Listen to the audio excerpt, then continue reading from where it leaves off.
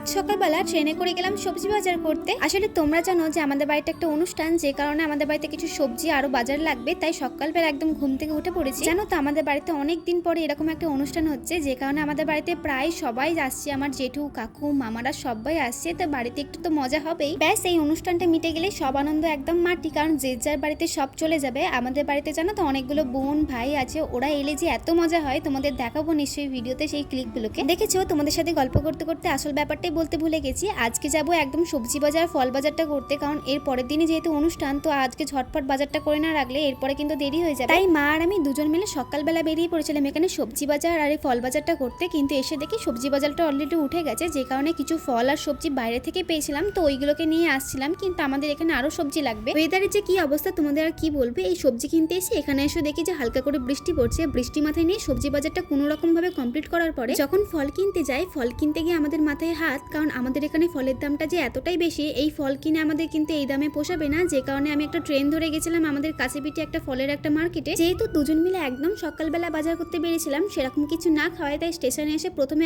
এক গ্লাস ছাতু শরবত খেয়ে নিই এখান থেকে। স্টেশন থেকে একটু বেরোতে না বেরোতে স্টেশনের কাছাকাছি অনেকগুলো দোকান ছিল, তো সেই দোকান থেকে কিছু ঝুড়ো আঙুল আপেল কলা এখান থেকে নিয়ে নিই। আর জানো তো আমাদের এখানে এসেও কিছু লাভ হয়নি, কারণ সেরকম কিছু দামে হেরফের নয়, 10-20 টাকা হেরফের। তার জন্য আমার যে এতটা কষ্ট হয়ে যাবে দূরে এসে আমি বুঝতেই পারিনি। এখান থেকে আমরা মোটামুটি 5-6 রকমের ফল নিয়ে চলে আসি আমাদের আজকে বাড়িতে।